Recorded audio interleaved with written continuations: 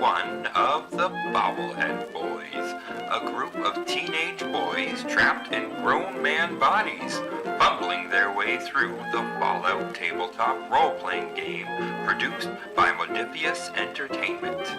Join in on the adventures of Glitch, the third-generation synth played by Rob Blackton, Tiberius, the timid super mutant played by Kirk Nazareth, Riker, the synth in disguise played by Matt Kessler, Duncan, the Pyromaniac vault dweller played by James Watkins, and Quintilius Asher, the child of Adam devotee played by Thom MacIsaac. Our chaos and shenanigans are orchestrated by your friendly neighborhood game master, Paul Reaume. In this episode of the Bobblehead Boys, our victorious heroes dust themselves off from their explosive battle with the super mutant heap. Now, what's left of the junkyard stronghold is theirs for the taking. Duncan is reunited with the group after some quiet reflection with Reverend Riveter, though his time of rest may be short-lived.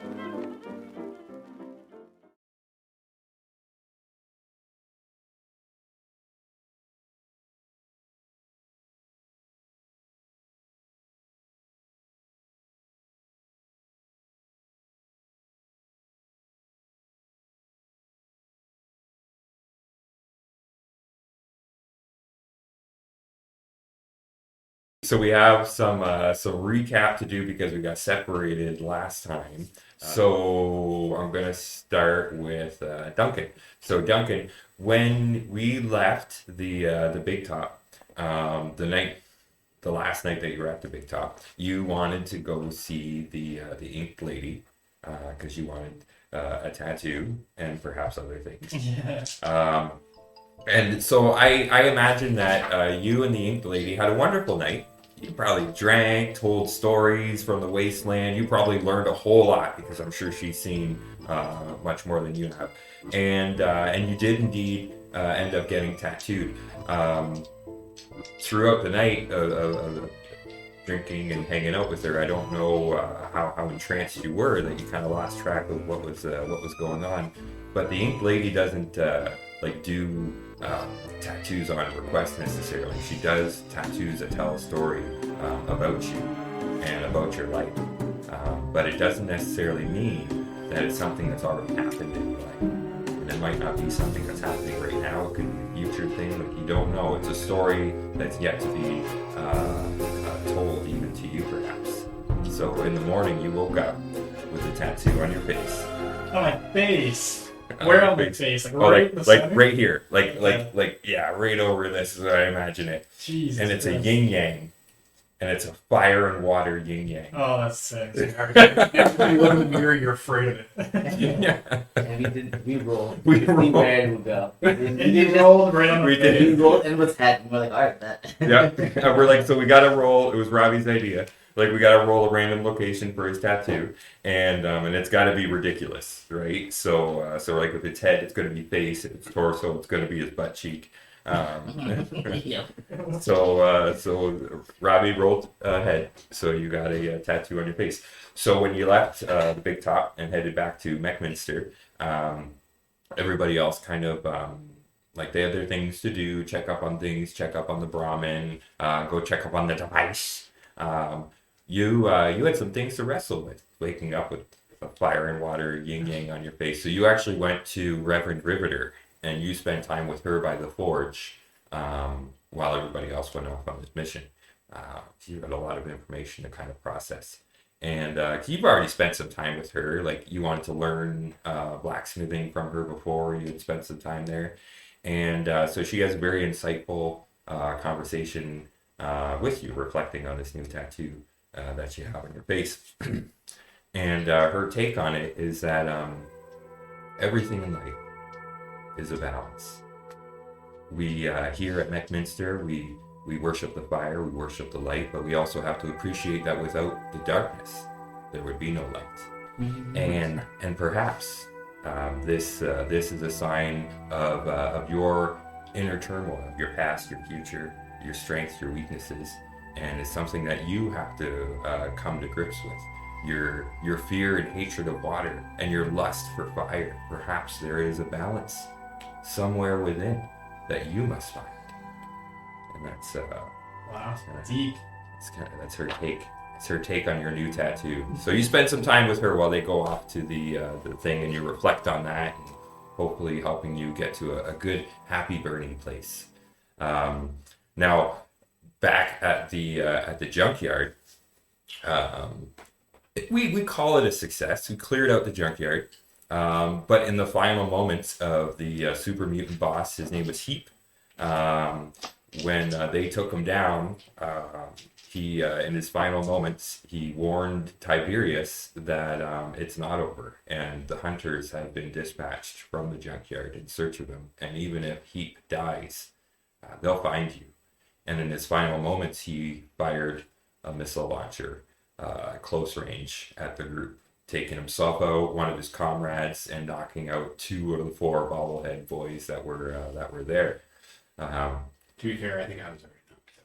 Yeah, you had just actually come back. Yeah, They just stabilized. Rob was like, "All right, we gotta get him up. Oh, he's down again. Yeah. Okay, we'll get him up. Oh, he's down, Down again. again. Yeah. So in order to search the super mutant camp, I was gonna do up this neat like another chart just for the super mutants, but as it turns out, in the Wanderer's Guide, which I'm getting for Father's Day, yay! So I already have the PDF for it. Double yay! I looked in the PDF, and sure enough, there's a super mutant camp in the Wanderer's Guide. Wonderful. All right, good. Okay, so we're going to search the super mutant camp, and I'm using the information from the Wanderer's Guide, which is it's actually pretty neat. So it's going to be a group test. So it's a Someone has to try and we all help perception out. and survival, Someone has to try and then we all help out. and then one person helps out. So James isn't even there. Okay, so just me and Tom. Just you two. My perception is straight 8. My perception and survival. Yeah. I'm 5, dude. You go. Oh, Yeah. All right, you guys ready to watch this fail? No. Do it. It's only Oh, difficulty wait. 1. You can do it. It's We fine. healed up. Did we get all of our luck points back? Yeah, we're starting a new. Yeah. Hold on a Yeah. second. Hold on a second. Hold the phone. Hold the phone. Oh, and okay, well, I'll explain how luck. We can use luck in our search test now. Wanderer's Guide has some neat things to involve luck when you're looting a location, which makes such good sense. Snapshot, spend a luck point, find a magazine. Okay, watch this fail. Yeah. Positive. Ooh, that is a 1 success. Okay. Nice. Cool. And then Oh, 1 day. Yeah, 1 day. Oh shit. Start over. good I got a success. Oh, but you're I got a success. okay. And then we'll roll 2 more dice for the other 2. Yeah. I'll roll 1. You roll 1. Sure. Okay. No. Okay, well, you only needed 1, so you have an extra 1. So our categories at the super mutant camp are melee weapons, ranged weapons, armor, food, and beverages. Definitely Yeah, gonna I gave search it back. armor. The last. Like, I want So- to because that we. Well, here we go. We're gonna go across the list because some of them you have a few. 5 finds a sword. A sword. Yep. A magic And, sword. just a sword, but you can spend a luck point to add a mod to it. Oh yeah, I will do. Yep. And then 8. So you found a. You found a super sledge. Another one. Awesome. Yeah. I did I mean, my you're numbers wrong on throwing that one, it, but like- that's the answer. You found a super sledge. So what's the how do we do the mod? Can I use the luck point to mod it as well? Yeah. So 6 finds you a minigun. Can I modify it? It does say you got luck point. You can do it. I'll probably just sell it. The what did you roll? You rolled 7. Yeah. So you found a missile launcher. Ooh. It's Wait, probably the does one it that the have guy ammo? shot it Does it to. have ammo? It would. Like one. Yeah, it would have like it would be loaded, so it's probably got like a round in it. So You both found Raider armor. So Kirk found iguana bits, hey, you and Quintilius found mutant pound meat. do. So you found brown milk. Oh, That all fits so perfectly because you guys, when you were trying to sneak in, there was an alarm sounding, and Glitch ended up going to the intercom And like the super mutants talked to him through the intercom, and Glitch was like, "Ah, we got that delivery of ramen milk." It all comes together. Yeah, right. It's actually worked out really well. So now you guys also, I mean, you page at the back of it. I don't have it anymore. Oh. you could say that you cleared out the camp. Somebody did fired off a missile in there. Super mutants have this habit. Super mutants tend to hang meat bags all around their camp. Like they kill things, they slaughter the things, they hang them in these bags. They pretty much like cure them. So all around the camp, there's these just bags of meat hanging, and so you find two meat bags. Each of those meat bags had iguana bits in them, so you find two portions of iguana bits. There we go. So you guys have searched the place. So you're all set. So from there, we can get going back to McMinster. You can meet up with Duncan. Everybody's reunited, and it feels so good. And then we can decide where you really want to go to next.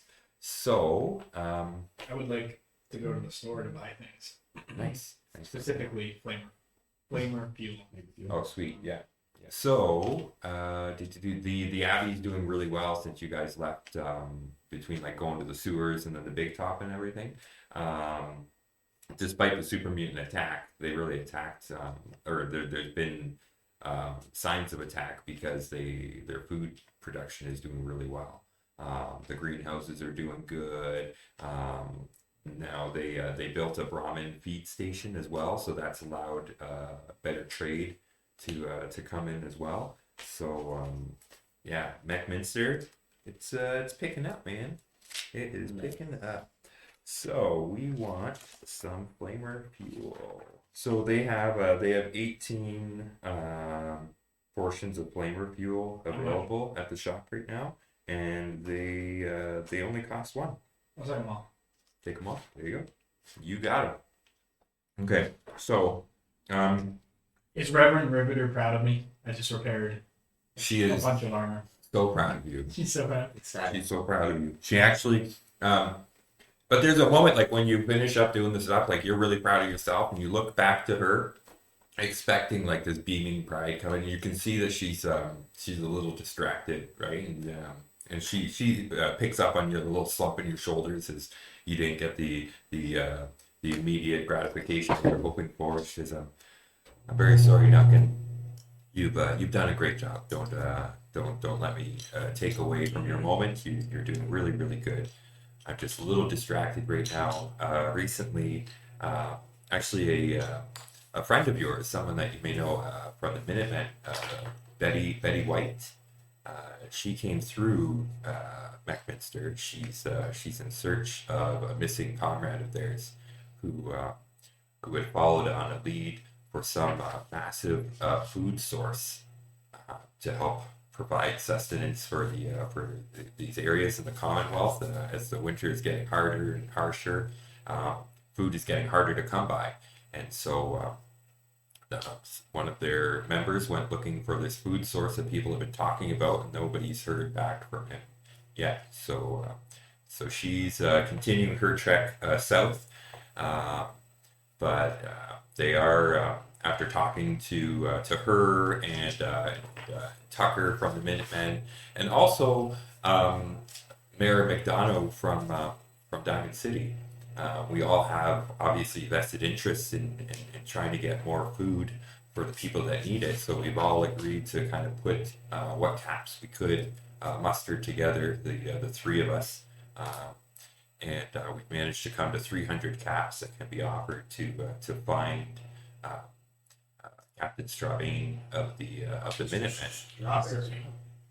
Why does everybody say that? That comes back so often. So Captain Strabane of the Minutemen and this food supply. 300 caps is being offered. I'm very concerned. The Minutemen have been very good to us, and so I'm always worried when one of their members is in trouble or missing. So that's what she explains to you as you finish working on things. So you guys, like some of you were getting your stuff repaired, some of you were at the confectionery where the shop is, which you can get. I guess you all kind of meet back out at Limbo With our shopping bags. with your shopping bags. You all had a great trip, and when you get there, you notice like there's definitely more people at McMinster. More and more people have come. Before there were so few that you could kind of recognize the group. Now it's getting harder and harder to recognize who people are. Like new people are showing up all the time. Lots of changing faces. But you notice when you get back into Limbo that there is a Protectron that seems to be looking around through Limbo as you guys come back into that area, and he, he's just talking to members. He seems to be looking for something, and as he goes around, just talks to some of the people that are in Limbo there. What would you guys like to do? Do you want to head off to try to find Captain Strabane? Do you want to stay here, see what's going on with the Protectron? Do you have other ideas of something that you would like to do? Are you telling me that strawberries out in the fields? Yes, strawberries out in the fields. I will go and speak to the Protectron because the man of metal seems in earnest. Okay, let's do a charisma and a speech test. Perfect. The things I'm not good at. The good stuff. Yeah. It's we're gonna go a mixed result here. It's just gonna depending on how many successes you get. He's got a list of information. Oh, so the better you can get, the more information you'll get. So if you get more successes, you can spend AP to get more information than what I gave you as well. What will he give me? Zero. For zero. So you walk up, and he pays no attention to you. Maybe it's because you're glowing. I don't know. Maybe it's because he's just really adamant on talking to people that he thinks has the information that he's looking for. But he seems to be getting more and more aggravated as he looks. A lot of people don't really want to talk to him in general. Like maybe they're threatened because he's a robot. Maybe he's coming across as a little bit abrasive. You can spend AP to see if you can gather bits of information, like just through overhearing him speak. What do you guys think? Intimidate. I'm gonna walk over and go beep boop bop beep. Try to talk to him like Meet one. I was gonna say you could you could try to Wookiee him like he kind of tells us, C-3PO to rip his arms out of his sockets. But yeah, let's beat boop it a little bit. I don't expect it. Before I to look succeed. like I this just want to voice. see what happens when I don't succeed. So I'm gonna actually make it slightly difficult. That's fine. I wanted to fail anyway. Oh, good. It's only difficulty He's actually one. being insulting, but if he passes it, he's gonna be like, "Wow." Before it was difficulty 0, realistically. Now it's difficulty 1. I did not succeed. So you Yep. need more study. Yeah, so you beat Bop Boop right to him. He actually kind of pushes you aside as he goes to talk to somebody else because you seem to be babbling nonsense. I give you the nod to rip his arms off. Hey there, Bobble fans. Paul Reaume here, your friendly neighborhood game master. I just wanted to check in with you. Hope you're enjoying the episode so far, and we wanted to share a little bit of behind-the-scenes information with you. In this episode, Reverend Riveter mentions a missing Minuteman captain, Captain Strabane. Now, what you don't know is that this is actually a character from our original campaign that we played before we were ever podcasting any of this.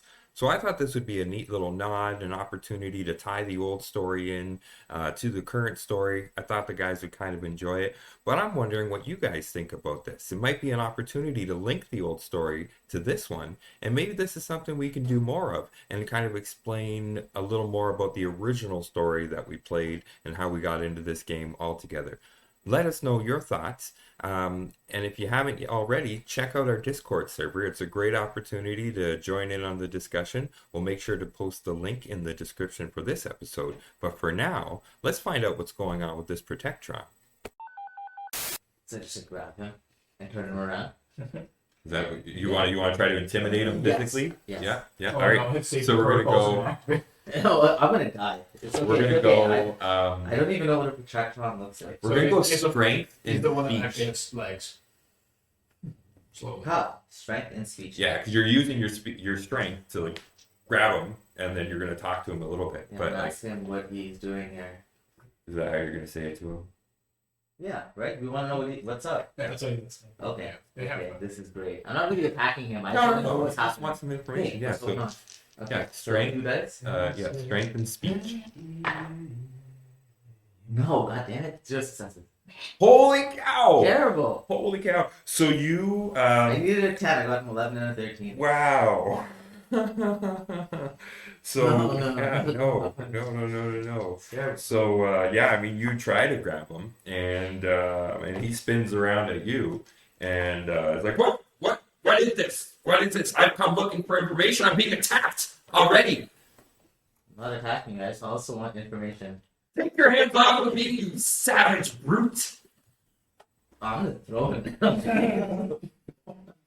Give him the people's elbow. Just- No. We have to be good here. We want our reputation to be nice. Except us. It's already high enough. We can afford to lose a point. I'm just saying. It would be pretty hilarious if you picked him up and threw him out the window. Yeah, but that's Okay, I just want to hold him up. Maybe I'll try to hold him. Like, information about what? There you go. Okay, it's gonna be the same idea. Well, let's focus on trying to grab him. Like maybe Okay, that's the I'll end. try Let's again. go strength and unarmed.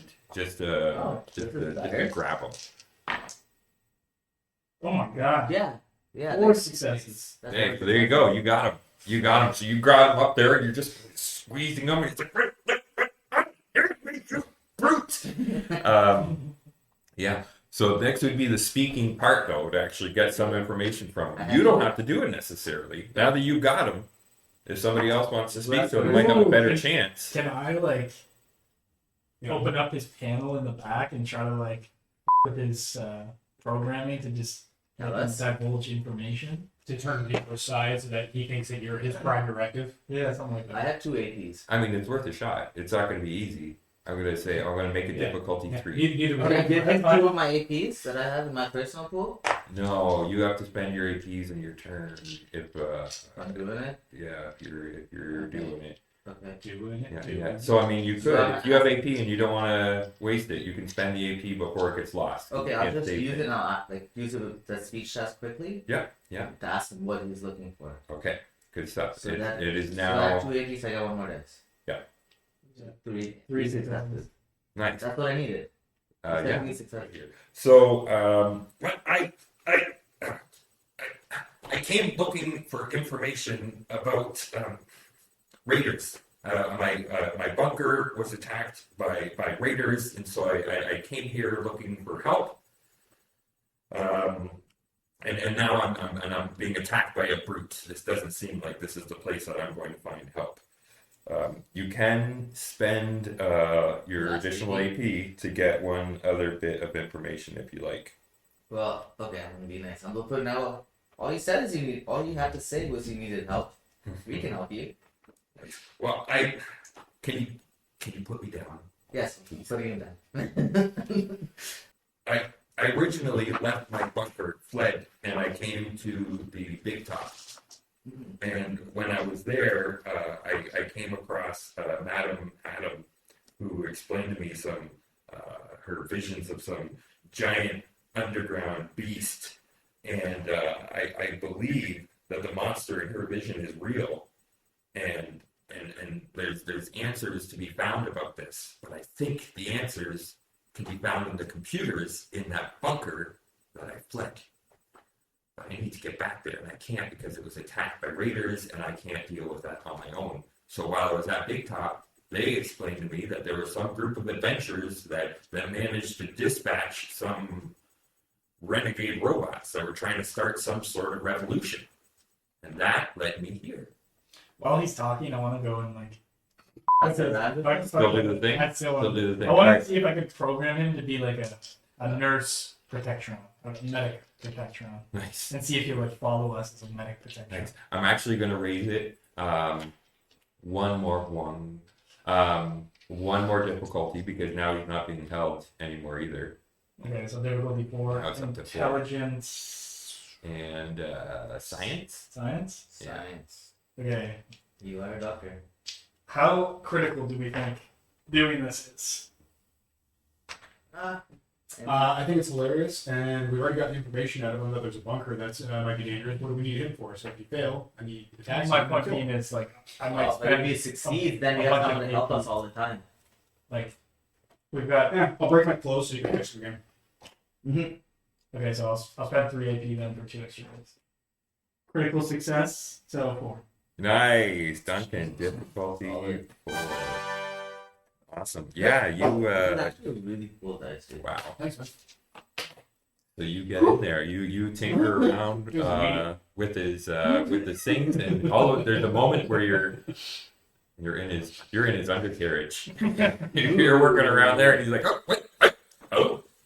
Hello. Hello. How may I help you? Bing bong. Hello. You seem like you're in need of medical attention. You're damn right. No, did you put on a sexy nurse's voice Okay, right? how many successes? That's the only nurse voice I have. 4. Like all nurse voices. You know what the next time you do is go, hello, nurse. Nurse. Yeah, you did the thing. He is functioning as a medical Medical protection. protectron right now. Now him following you around, we'll see how well that works. But you definitely managed to change his program. Yeah. Sure. So what do we want to do from here? We've got a reprogrammed protectron. You know, there's a bunker that was He's attacked so by raiders. forgotten that he needs to go back there. That's I think I just wiped his memory. I don't think he knows who he is anymore. that's what I mean. If you change their directive, Oh, it means they would, unless you actually wiped it, they would their personality changes, but their directive would stay the same. So a police officer who's looking for assistance and you turn him into a firefighter, he's still going to be looking for assistance. It just means that if he comes across danger, he would act on fire as opposed to. Gotcha. He would use water. Yeah. Your favorite. He's So- going to remember everything that he had. Yeah, programmed. a police officer bought Protectron is not going to heal you, but a medical one will. But they will still both try to still do. Do you guys want to go check out? Yeah, I don't like the bunker. Who cares about Strawberry? Yeah, We don't know who he is as care of these characters. Yeah, we don't care right now. We can always find it later. Yeah. Maybe we'll find him on the way. So you guys want to work with the Protectron there? He's very helpful now that he's reprogrammed because he's a nurse. I mean, I like that. I like that term rather than slave, which is what he is now. Right. He seemed to have had a really vibrant personality before he started rooting around in his undercarriage.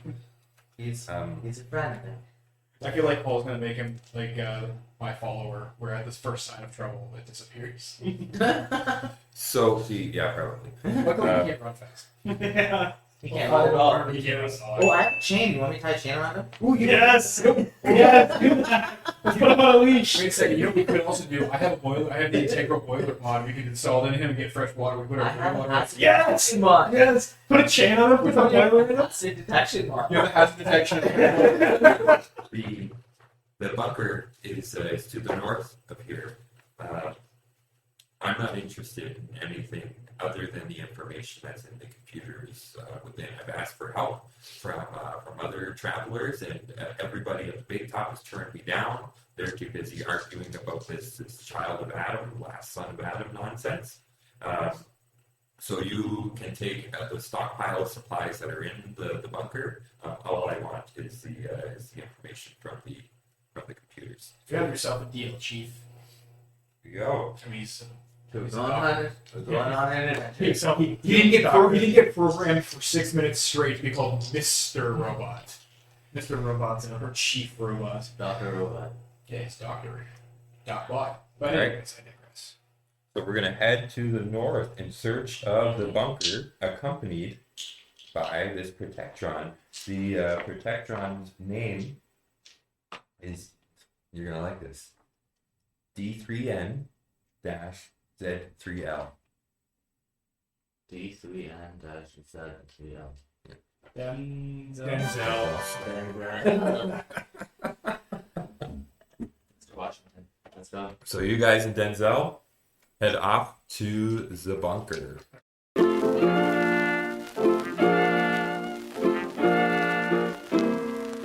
you have it, Bobble fans. The boys are off on yet another adventure. But what of this missing Captain Stravane and the rumored food source? And what do they really know about this Protectron Denzel?